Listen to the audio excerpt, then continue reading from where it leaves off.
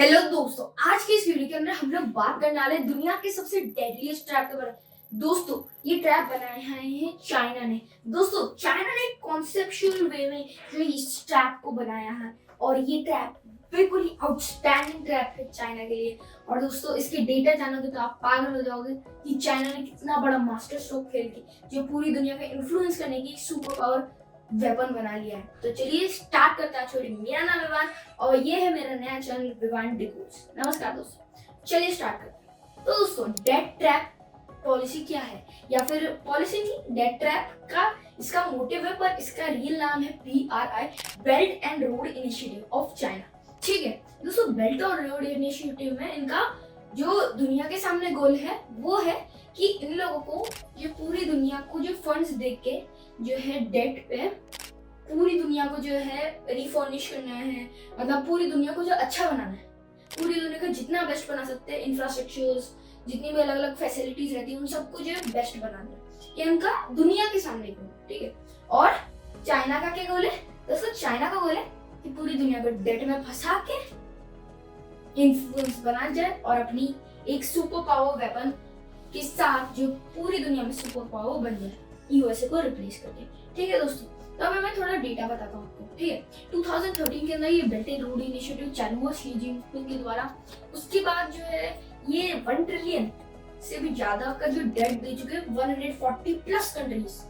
दोस्तों, दुनिया में ऑलमोस्ट 200 to 205 कंट्रीज, पर उसमें से 140 मतलब हो गया 60% से भी ज्यादा। 60% से भी ज्यादा जो है इन लोगों ने जो है पूरी दुनिया को जो है डेट में फंसा दिया। और दोस्तों, इनका एक मास्टर स्ट्रोक है कि ये लोग जो अमीर देशों को नहीं करते, अमीर देशों में डेवलपमेंट नहीं करवाते ये, है ना। ये इंडिया में नहीं करवाएंगे क्योंकि इनको पता है इंडिया को जितना पैसे देंगे वैसे इंडिया लेगा ही नहीं, है ना। तो मतलब जो बड़े देश है, जैसे ये ऑस्ट्रेलिया को नहीं देंगे, जैसे ये दूसरे अपने फ्रेंडली नेशन रसिया को नहीं देंगे, नॉर्थ कोरिया को नहीं देंगे। क्यों?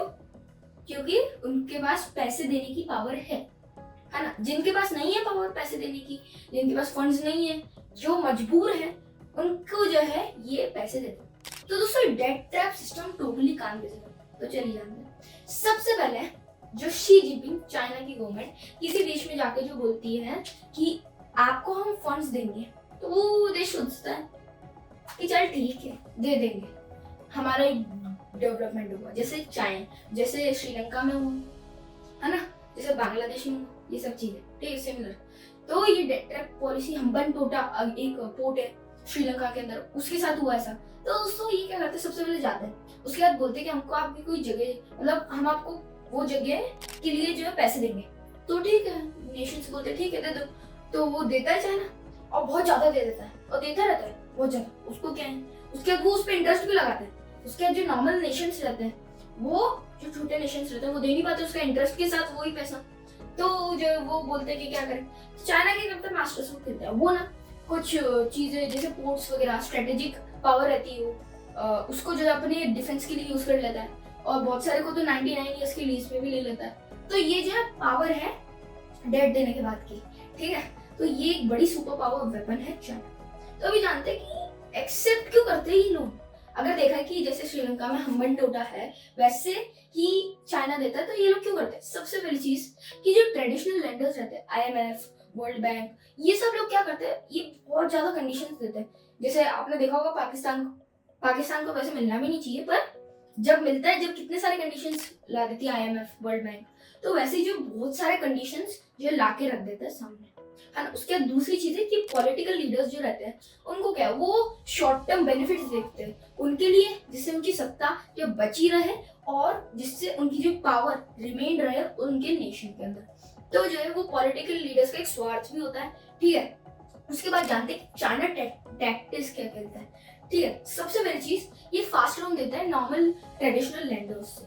ठीक है, दूसरी चीज कि ये कनेक्शंस का यूज करता है। जैसे कोई देश, उसके बगल में एक देश है, ठीक है, उस मतलब चाइना और बगल वाला देश जो है फ्रेंडली नेशन से, और दूसरा देश को जो है नहीं उस पर प्रेशर बनाएगा। जैसे फॉर एग्जांपल कि एग्जांपल तो नहीं है ऐसा कोई, पर मतलब जैसे चाइना जैसे फॉर एन एग्जांपल बताता हूँ। जैसे चाइना है, अल्जीरिया है और लीबिया है। ठीक है, चाइना और अल्जीरिया जैसे नेशन, फ्रेंडली नेशन, एग्जांपल देके सोचो, ठीक है, चाइना और अल्जीरिया बहुत ज्यादा फ्रेंडली नेशन है, और अल्जीरिया और लीबिया भी फ्रेंडली नेशन है। तो चाइना क्या करेगा, अल्जीरिया को बोलेगा कि आप ये लीबिया को बोलो कि हमारे पैसे ले, जिससे आपको जो है ना कुछ बेनिफिट्स दे देंगे।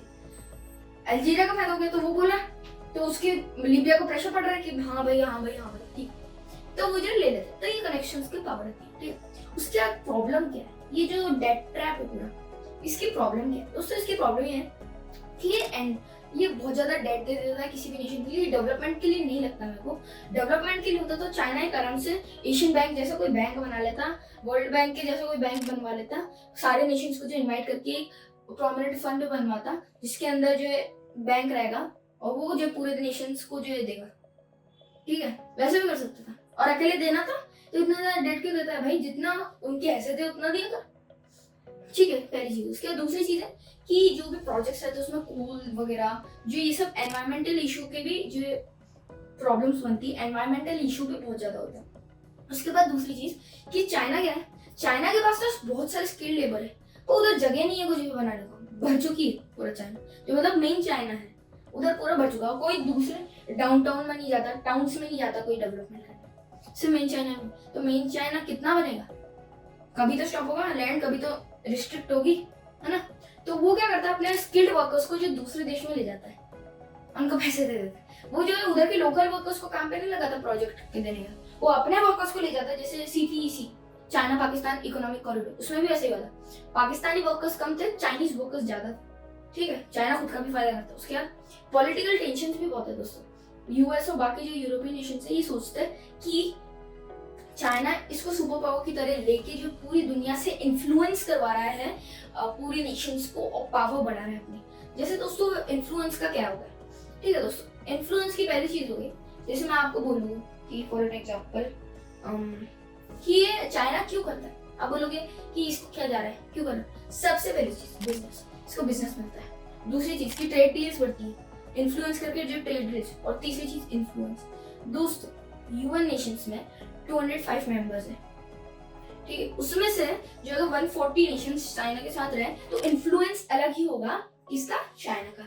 तो इसलिए इन्फ्लुएंस ज्यादा बढ़ाने के लिए UN नेशंस में पूरी वर्ल्ड पावर में जो है चाइना ही करता है, ठीक है दोस्तों। तो अभी जानते हैं कि नई चीजें क्या है दोस्तों, बहुत सारी नई चीजें, 3 नई चीज, ठीक। सबसे पहली चीज है डिजिटल। जैसे मैं आपको बताऊं पहले कि ये जो BRI है, बेल्ट एंड रोड इनिशिएटिव, इसको जो सिल्क रोड या फिर सिल्क रूट से जो है मतलब उससे जो है प्रोत्साहन, उससे जो है सीख के लिया गया है ये मूव BRI बनाने का। सिल्क रोड ये जैसे ही बनाना चाहा था, ठीक है। तो दोस्तों मैं सिल्क रोड का यूज करूंगा, ठीक है।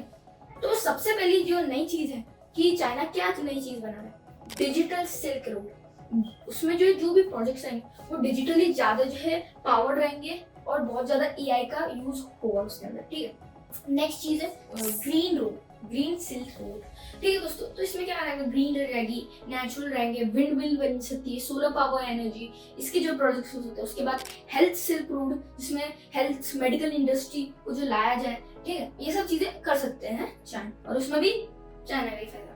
तो दोस्तों मैं आपको 2 क्वेश्चन पूछता। सबसे पहला कि आपको क्या इसमें चाइना को कोई जो है मास्टर प्लान लगता है।